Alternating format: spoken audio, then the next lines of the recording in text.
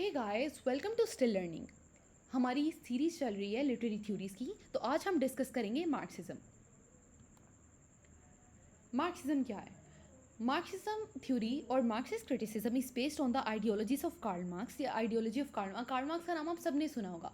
तो ये उसकी थ्योरीज पे बेस करती है। A German philosopher who criticized the inherent justice in the European class capitalist system of the economics operating in the 19th century।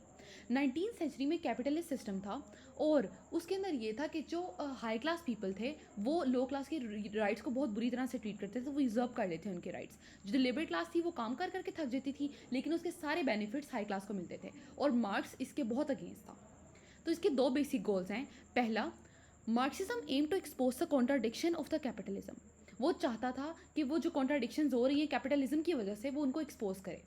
तो Marxism अगर देखें तो उनकी फ्री मार्केट थी।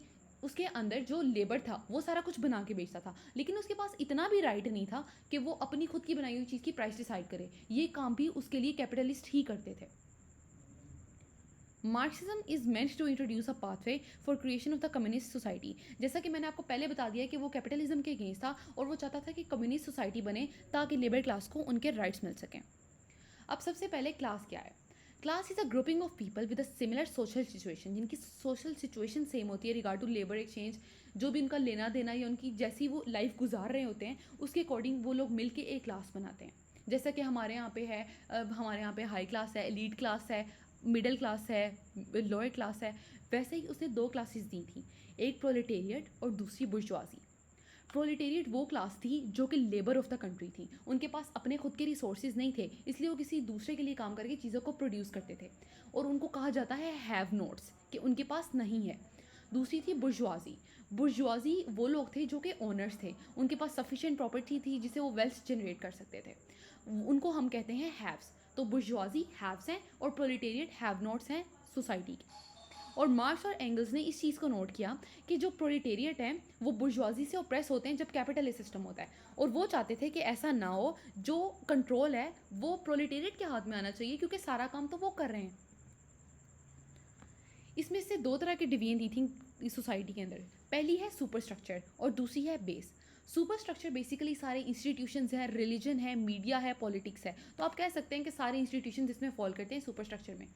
और बेस वो है जो कि प्रोड्यूस कर रही है सारी चीज़ों को, लेबर, मशीन, सोशल रियलिटीज़। और इसका कहना ये था कि जो सुपर स्ट्रक्चर है वो बेस स्ट्रक्चर को यूज़ करता है, और ऐसा नहीं होना चाहिए। जब काम सारा कुछ बेस कर रही है तो जो राइट्स हैं, जो हैंडलर हैं, वो भी बेस ही होनी चाहिए, सुपर स्ट्रक्चर को नहीं होना चाहिए।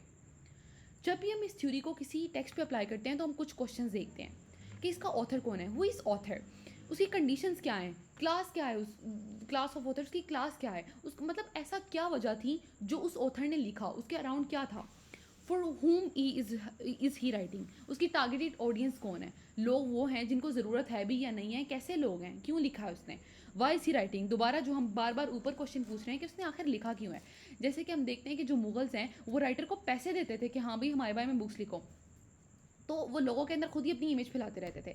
तो इसी तरह हम ये चीज़ें कुछ देखते हैं कि आखिर कौन ऑथर है, लिख क्यों रहे हैं। जैसे कि अगर आप सिंपल सी एग्जांपल देखें तो दो पॉलिटिशियंस हैं, एक पॉलिटिशियन दूसरे के अगेंस्ट है।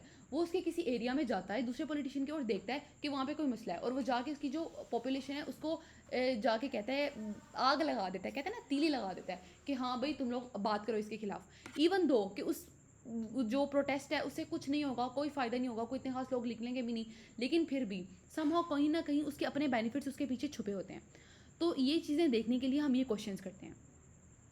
प्रोलिटेरिएट जो पोइट होता है वो बेसिकली, इसके अलावा एक और कॉन्सेप्ट है प्रोलिटेरिएट पोइट का। तो वो पोइट है जो कि अपॉइंटेड बाय स्टेट होता है। जैसे मुगल्स पैसे दे के लिखवाते थे, बिल्कुल वैसे भी ये जो बंदा होता है ये अपनी स्टेट के बारे में उसके हक में लिखता है, ये उसकी बुराई बिल्कुल नहीं करता। तो बेसिकली जब भी हमने इसको अप्लाई करना है लिटरेचर पे तो हमने सबसे ज़्यादा ये देखना है कि क्लास सिस्टम क्या है और जो अपर क्लास है वो लोअर क्लास को ओप्रेस कैसे कर रही है। Thank you so much for watching the video. अगर आपको वीडियो पसंद आई है तो इसको लाइक करें और चैनल को सब्सक्राइब